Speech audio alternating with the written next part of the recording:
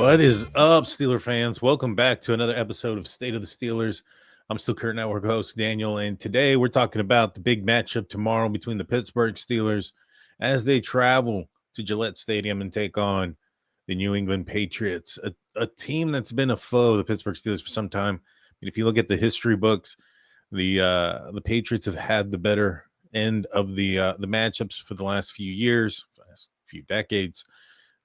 And the Steelers are looking to kind of get through some of the adversity that they're going through right now and get on the right track. You know, defensively, they've let up a lot of points and yards. Offensively, they've struggled at times, have flashed, but for the most part have struggled, especially up front with the offensive line. And we're going to get into all those things today. Please hit the like, subscribe, share, 5-star, whatever it is, wherever you're watching. You guys know what to do. So without further ado, let's get into it. So let's start off a little bit first with what happened last week. The Pittsburgh Steelers lost in embarrassing fashion to the Seattle Seahawks 31-17. A game that was closer than the score indicates, a game that probably could have been taken over by the Pittsburgh Steelers had they not made some pretty key mistakes. One of them being, first and foremost, is a turnover in the red zone where Calvin Austin kind of drifts upward into the end zone instead of staying down in the flat, interfering with the pass to Pat Freiermuth, which most likely would have resulted in a touchdown. You know, if Calvin does what he does and he catches the ball, he's a hero. But that's the problem. He didn't catch it. He tipped it up, and the defense ends up with an interception and a ball at the 20. You also had Caleb Johnson, who had a horrific error where he allowed the ball to go back behind him, bounce in the line in the landing spot, bounce over him. I think it even touched him, land in the end zone, and not go and recover the fumble, and allowed the defense to put up 7, giving 7 points away in a game that was very close. So, you know, a couple of mistakes here and there, self-inflicted wounds, so to speak. If those change, I think that the outcome of that game is significantly different. You know, I was talking to a friend of mine and I said, hey, you know, if the Steelers play that game 7 out of 10 or 10 times, 7 out of 10 times, they're going to win that game. You know, I feel that there was just the ball didn't bounce their way in a few situations. There was some other scenarios where it definitely did. There was an interception that went right through the hands of a Seahawk defender, you know, and on a pass attempt to Roman Wilson from Aaron Rodgers, you know, so he could have had, you know, still 2 interceptions. If that one interception that Calvin tipped didn't happen, he still could have had or should have had at least 2, which is kind of indicative to the week before where he had another turnover where the play, you know, slipped through the defender's hands. And so, you know, he's had some mistakes, but you know, this offense, majority of it, you know, the stars that is, didn't participate in preseason, so they're still kind of gelling together and building that chemistry. And so we got to take that into consideration. You know, we've looked at other teams in the league before in other seasons that have started off kind of cold, and mainly because of the fact that they didn't participate in the preseason. What would make us think that the Steelers would be immune to something like that? Given the fact that there's so many new components for this team, offensively, defensively, and there's also players, play-wise, and then you also probably have, because the main guy that changed as a quarterback probably got a little bit different of a philosophy than what you had with Russell Wilson last year and Justin Fields, comparable to Aaron Rodgers and Mason Rudolph. And so now you have to probably change a lot of what you were doing last year, this year. So there's just a lot of changes that have occurred with not a lot of playing time together. And so there's supposed to be some bumps and bruises or growing pains expected along the way. But the Steelers as a fan base aren't very patient. And I can already see, and I'm guilty of this myself. You know, the boo birds, the chance for releasing people from their job, the blaming, you know, and, you know, at times I got to tell myself too, hey, it's just week 2. I think Aaron Rodgers told people one time to relax. So I'll take that advice and do the same. It's only 2 weeks, although it hasn't been a very impressive 2 weeks. There's some context there. All right. So as we do in every episode of State of the Steelers, let's talk about the state of the Steelers. So they are 1-1. I think currently second place in the division, tied with the Baltimore Ravens, who are also 1-1. The Cincinnati Bengals are 2-0 and are in first place. However, they lost their star quarterback for a good portion of the season. I think it's 12 weeks or so about 3 months, and with a turf toe injury. And so with him gone, although they're in first place now, that's probably not going to be indicative of or be the same going forward. They got some pretty strong matchups. They have the Vikings, who are also dealing with their own, quarterback issue. They're going to be starting, I believe, Carson Wentz. And so that should be a pretty good matchup between Browning and Wentz out there in Minnesota. The Browns will be taking on the Packers. Browns suck. 0-2, probably going to go to 0-3. The only thing that might, if there's a trap game here, then this one definitely is going to be with the Browns and the Packers. Packers are playing the Cowboys up next, I believe. The whole Micah Parson and, him leaving the Cowboys and stuff could be a distraction. So I wouldn't be surprised if we see something like that. And then on Monday Night Football, we have the Ravens and the Lions, which, going into the season, I think a lot of people would have been looking at that matchup and thinking that's going to be a solid one. Not saying that the Lions aren't that great now, but they seem to be a shadow of what they were last year. And a lot of that has to do with changing of the coaching staff and stuff like that. They got picked apart coaching staff wise after their run last year. And so, Steelers are 1-1, going to try to get 2-1. And, by all means, it appears that, the Browns are going to go 0-3. Ravens have a good chance to go 2-1 as well. So the Steelers have to win this game to maintain, to stay with them, because I don't foresee the Ravens losing very many games this year. They seem to have a very strong offense and defense. Although last week against the Browns, which you gotta take this with a grain of salt when it comes to divisional games. Divisional games don't necessarily count when it comes to records and who's playing and who's not playing. Divisional games are hard-nosed and anything can happen. And I believe the Browns held Henry to like a few yards rushing. I'm talking like single digits. So they did a pretty good job utilizing that. They also got a hold of Lamar. They still lost pretty bad, but defensively for a while they were kept into the game. So, that's where the AFC North is. Now let's start breaking down the Pittsburgh Steelers versus the New England Patriots. The New England Patriots are coming off of a Week 2 win over the Dolphins. The Dolphins have also just lost to the Bills. So the Dolphins are 0-3. They're a bit of a dumpster fire.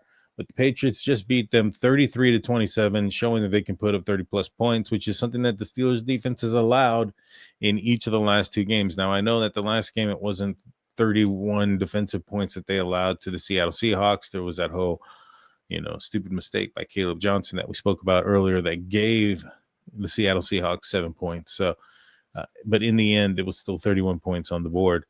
So when you look at what the Patriots, can they put 30 points on the board? It seems like they can. That was their first victory. The first game of the season was against the Las Vegas Raiders, where they lost 20-13. So they're coming in 1-1, also looking to go 2-1 as well.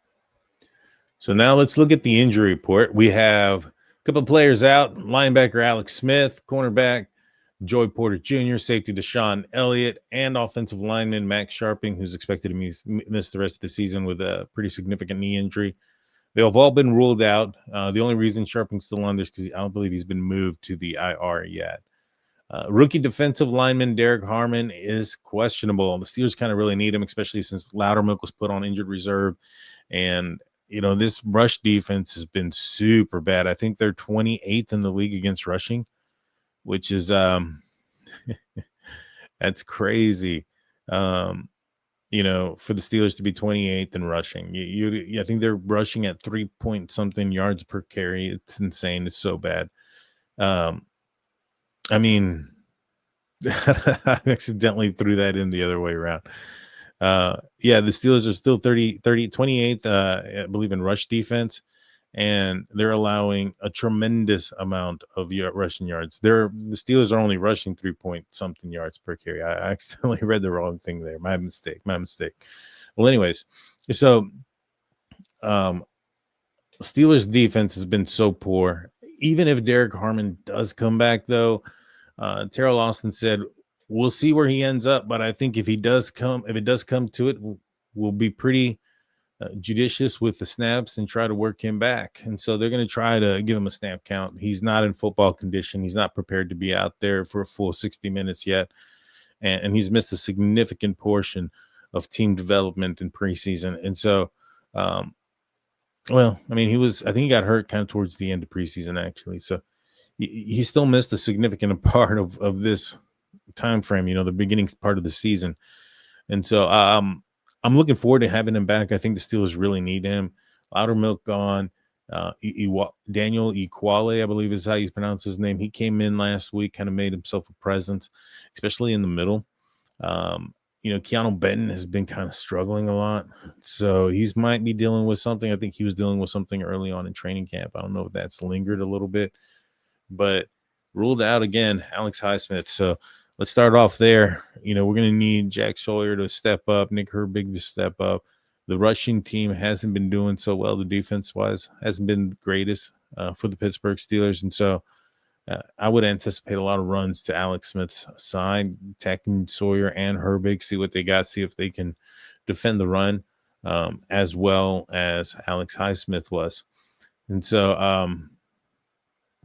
when it going back to Daniel Equale, he played 20 snaps last week, which is not too bad. I mean, I like to see him more, especially in the middle. Here's something that Terrell Austin said about Daniel Equale. He said, prefer to see him inside, but he does have some versatility because he has some quick twitch to move outside. And to me, this is one of the problems when it comes to the Pittsburgh Steelers, is they'll look at a player and say he's good enough to play another position because he's so great in this one position. And then they try to move them into that position and expect greatness. It's like with Le'Veon Bell. I'll use Le'Veon Bell as an example. A lot of people, one of the reasons why he ended up leaving is because he wanted to get paid like a running back and a wide receiver too.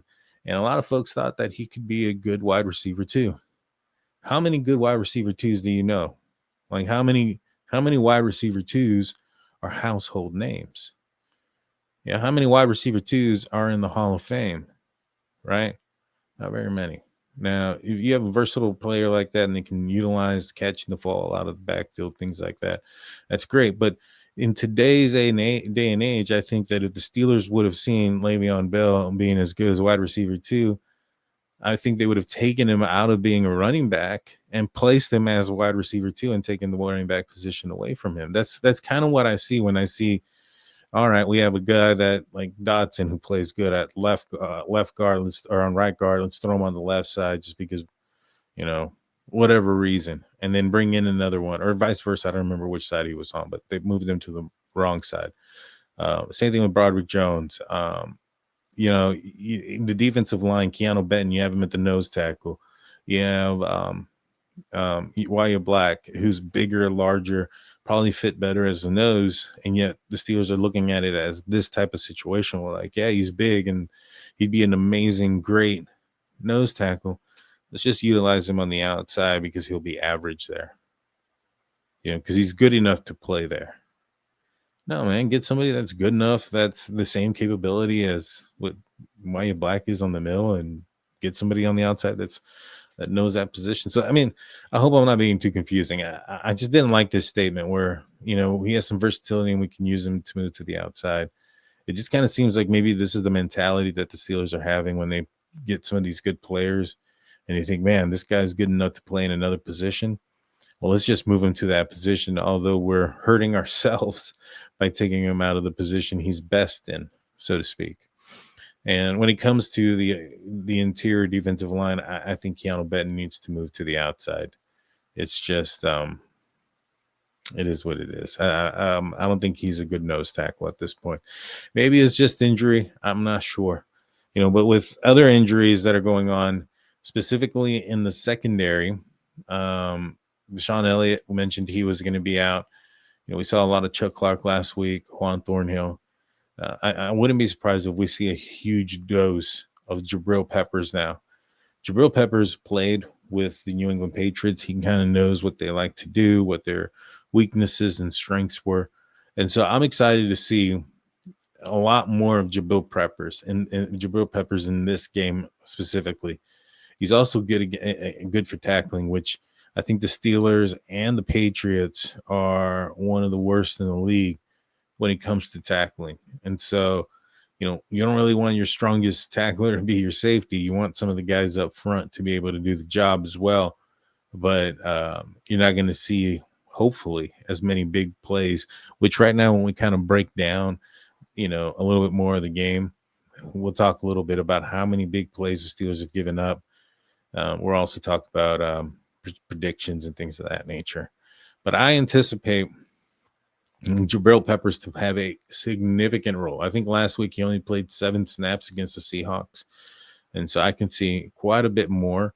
I expect him to have a lot more defensive snaps. Most of his snaps last week were in special teams.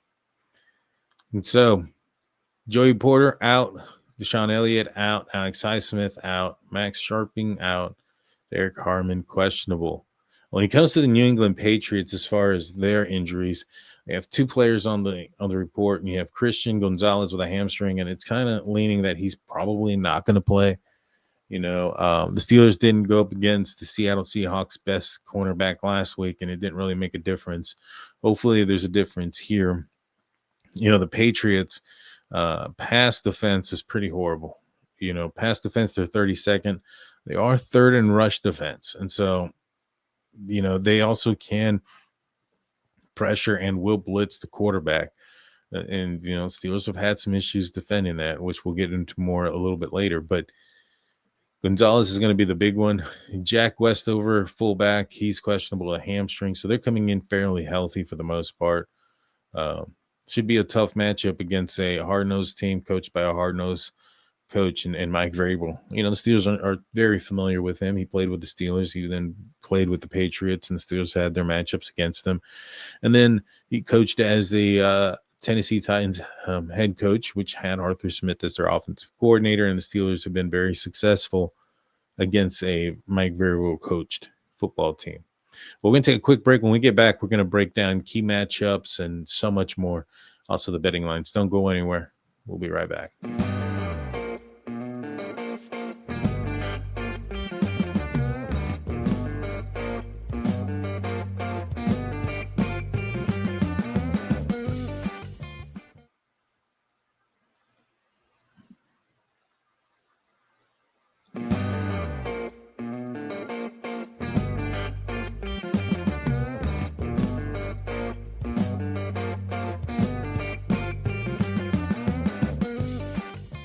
Hey, thank you for sticking with us. Before we get back into the topic, I want to remind you guys of our website, SteelCurtainNetwork.com, your one-stop shop for Pittsburgh Steelers news and coverage. Go check it out when you're done listening to this podcast. Be a part of the conversation. Create a profile. It's free. That you can have a conversation in the comments section with the author and the editors of the website. So go check it out, SteelCurtainNetwork.com, your one-stop shop for Pittsburgh Steelers news and coverage. All right, so let's just kind of break down this matchup a little bit more in depth. Overall, the New England Patriots lead the series 19-16, including 5 playoff matchups.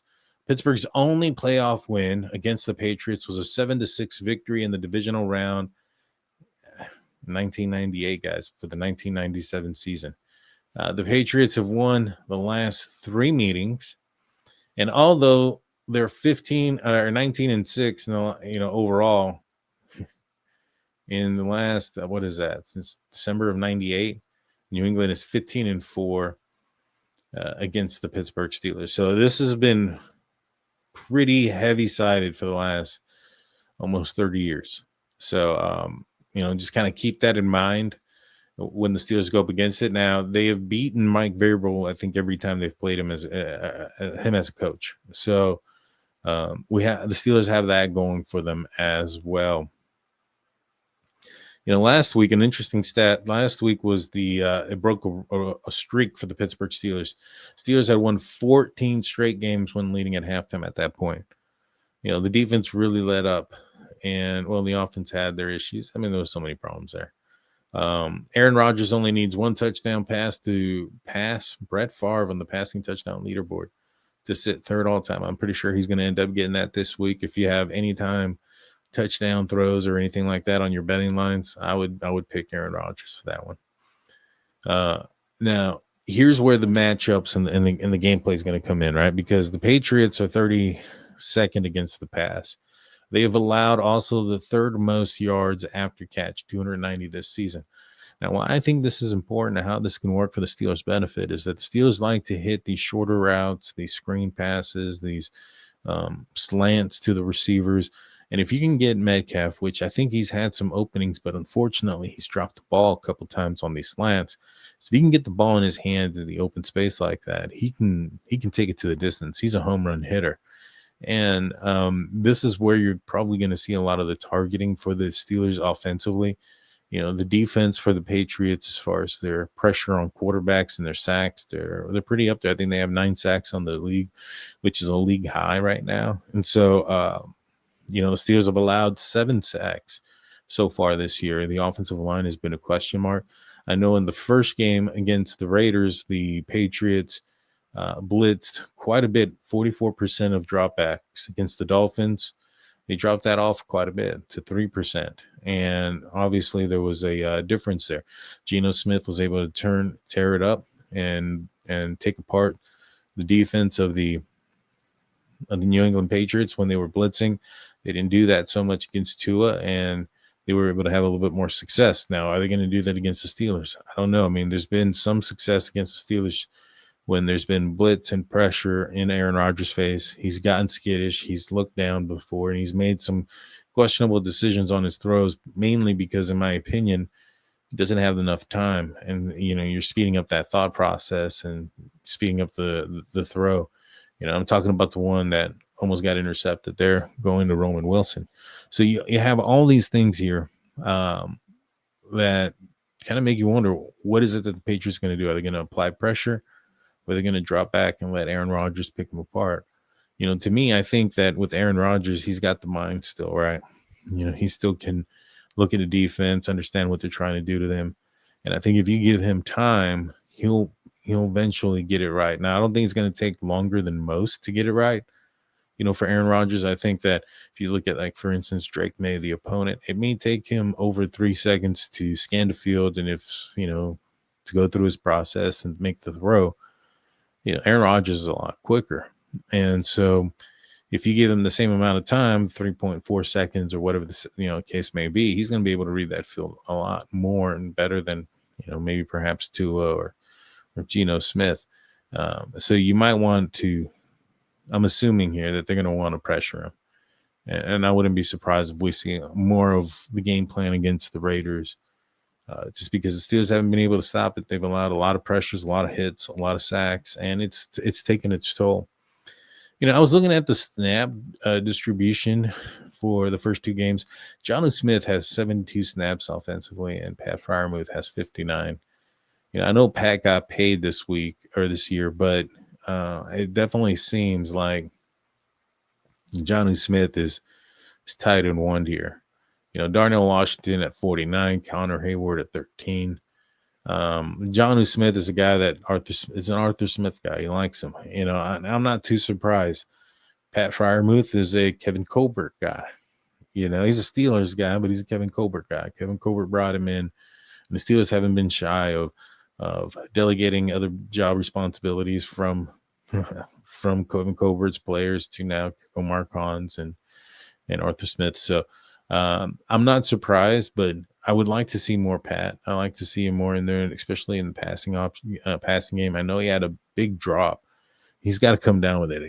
That one play where Aaron Rodgers is kind of sliding out to the right and just kind of launches it, hits him in the hands, and he drops it. Fortunately, there was a penalty on the play, which gave the Steelers a first down, but I think it was a holding penalty by the defense. So it's only a 5-yard gain versus a huge play down the field. So, maybe that's the reason why they're not utilizing him as much. Maybe his hands become more of a, not as sure thing as maybe Jonnu Smith. I don't know, but I still want to see some more utilization of the tight ends. I think it's there's been more, but it's not a heavy dose in my opinion. With the running backs, I felt like Jalen Warren got more snaps this last game compared to Gainwell in the first, and that's indicative of the snap count. So Jalen Warren is at 61 snaps compared to 56 by Kenneth Gainwell. Jalen is averaging 6.2 yards per touch, and my thing is, I just don't understand why they don't just keep him in there. They would do this with Najee. They would keep him in there, let him figure out a rhythm and figure out the defense and the offense.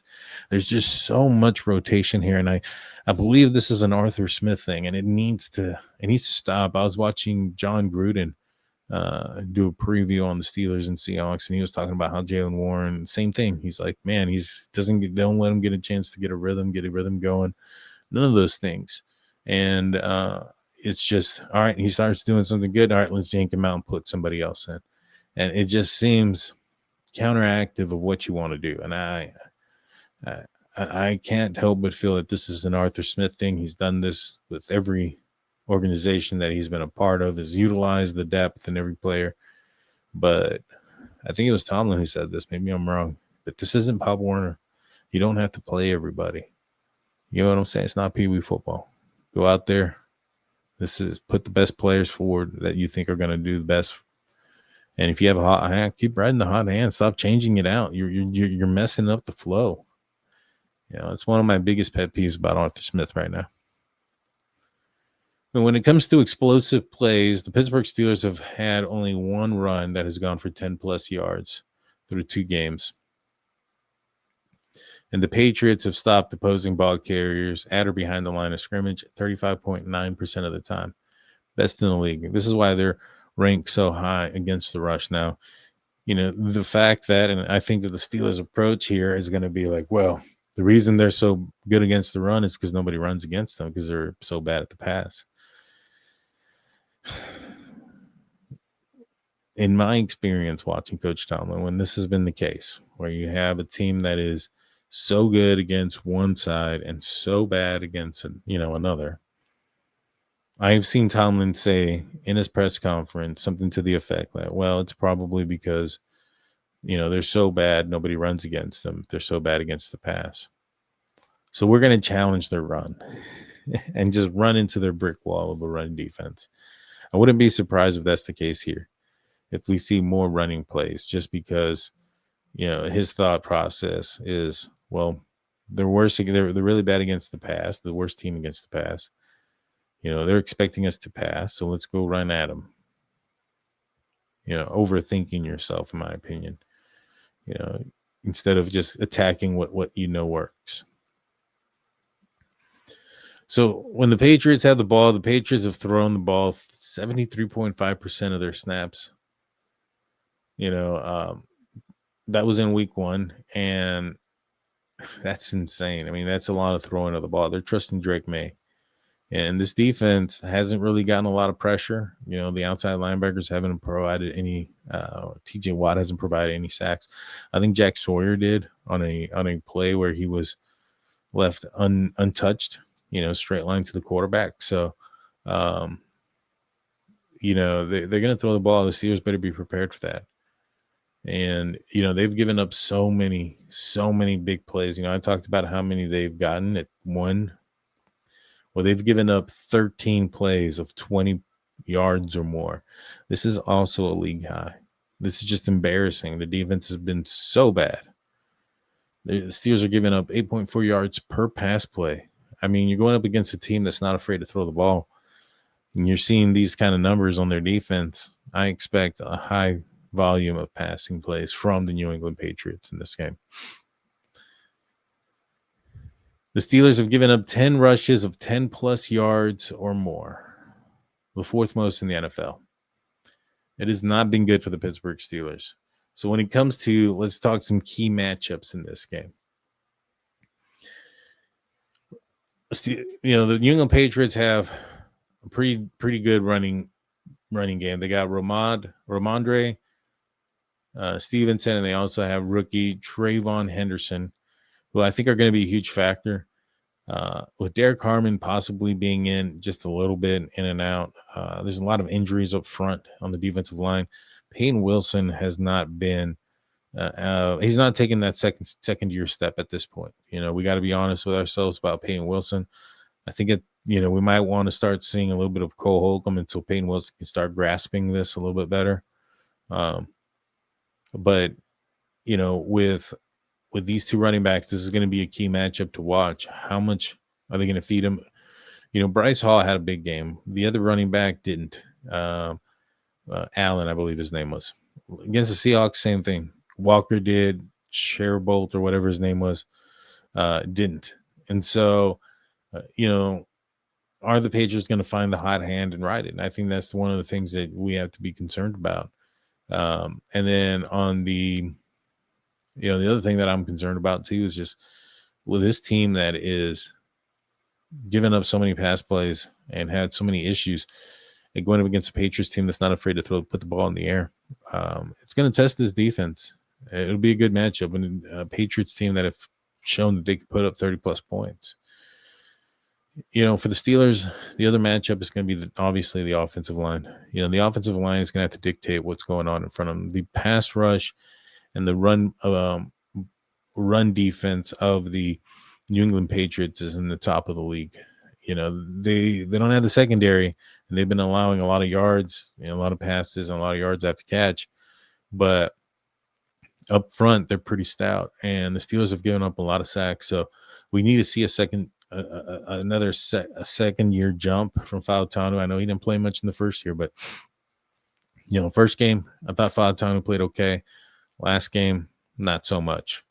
Even Frazier was struggling. McCormick didn't do so great. I think Broderick almost looked kind of like the best offensive tackle last week, which is kind of nervous to say, especially for a guy like Aaron Rodgers, who's 41 years old and has to depend on those guys and has gotten hit extensively. But yeah, that offensive line is going to be the matchup that you're going to want to watch to see how it is that they're going to be able to handle this pass rush and the run defense of the New England Patriots. All right, let's do some predictions. So the Steelers are 1.5, 1.5 point favorites, and the over-under is 44.5. I've been going back and forth with this game. Do I think the Steelers are going to win? Do I don't? It's kind of hard watching them play defensively the last 2 weeks and think that they're going to be able to just turn it around right away, especially with not very many people getting healthy. I mean, you have Derek Harmon possibly coming back. I'm not too certain that he is going to play very much. I think they're eyeing next week as his return. So with that being said,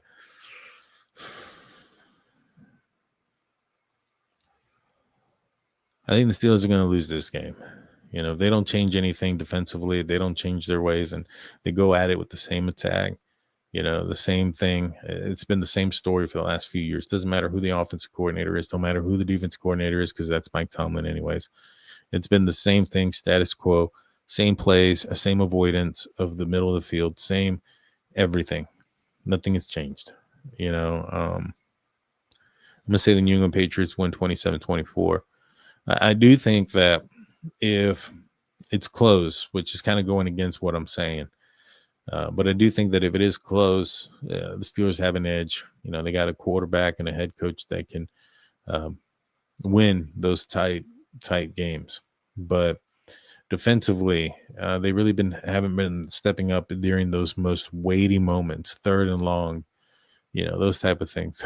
I mean, it's third and goal from the 20, and they get a run all the way into the end zone. I mean, those are some weighty moments, third down and things like that. It's 4th and 1, and it's not been it's not worked out in the Steelers' favor too much. So until they fix it, until I see it, there's going to be a concern there. But I do think that if they do keep it close, there's a good possibility the Steelers can edge out a win. But I'm going to say that the Patriots win this game until, again, history's not on the side of the Steelers, although they are pretty good against Mike Vrabel. I hope the Steelers win. I'm going to be rooting for them. I just know that if the Steelers lose this one, and then they if they don't capitalize in Ireland against the the Vikings, when they come back after the bye and they have that first actual second home game in the Acrisure, the Steelers go in there not with a winning record or dropped a couple games from here to there. I expect the boo birds and the chants to be very loud, and I'm gonna be part of it. I'll be honest with you. I'm very upset at this team at the way they performed in the last few weeks, especially defensively with how much they're making financially. It's insane. But that's all I got for you guys today. Please hit the like button, subscribe, ring that notification bell. You guys know what to do. I'll be on probably The Hangover for sure on Monday, talking the post game. So you don't want to miss it. I'll be on with my buddy Shannon Wine. That being said, I'm out of here. Peace.